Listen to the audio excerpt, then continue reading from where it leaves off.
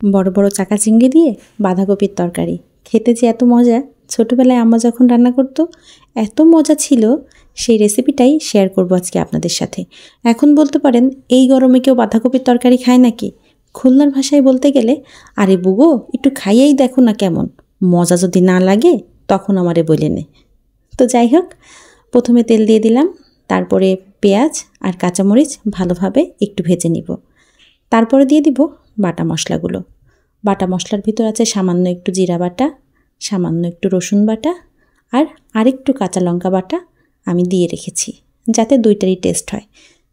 তো ভালোভাবে মশলাগুলো একটু ভুনে নিব তেলের সাথে। খুব ভালোভাবে ভুনে নেওয়ার পর তারপরে আমি লবণ হলুদ অ্যাড করব।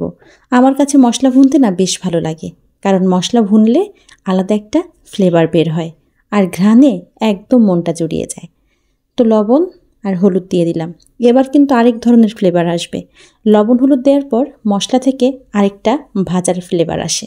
তো যেহেতু মশলাটা খুব ভালোভাবে আমি ভাজি করে নিয়েছি, এবার সেই চাকা চিংড়িগুলো দিয়ে দিব। সামান্য একটু পানি দিয়ে দিব। পানি দিয়ে যখন চাকা চিংড়িগুলো লাল লাল হয়ে আসবে তখন বুঝবেন চিংড়িটা হয়ে গেছে।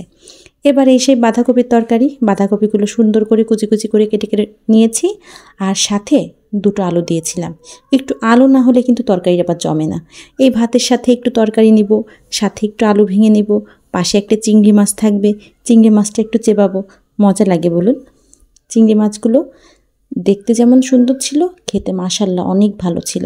আর চাকা চিংড়ি বলুন, বাগদা চিংড়ি বলুন, হরিণা চিংড়ি বলুন, চিংড়ি মানেই কিন্তু বাঙালির একটা ভালো লাগার জায়গা বলুন। তো এখানে আমি বাঁধাকপিটা খুব ভালোভাবে এবার একটু কষিয়ে নিব। আগে থেকে কিন্তু পানি দিবেন না, বাঁধাকপি থেকে কিন্তু এমনি একটু পানি বের হবে। একটু তেলের উপর ভালোভাবে একটু কষাতে থাকবেন, হালকা একটু ঢেকে দিবেন, ব্যাস দেখুন হয়ে গেছে।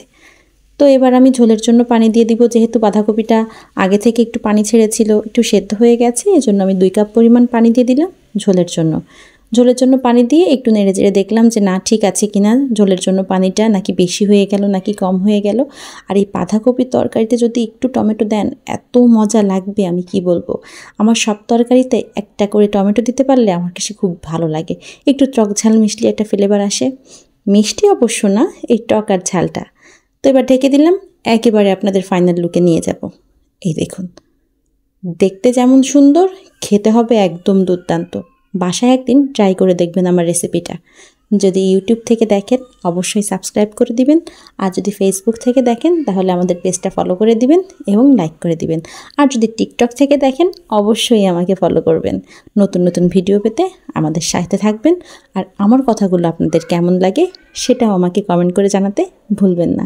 ধন্যবাদ সবাইকে।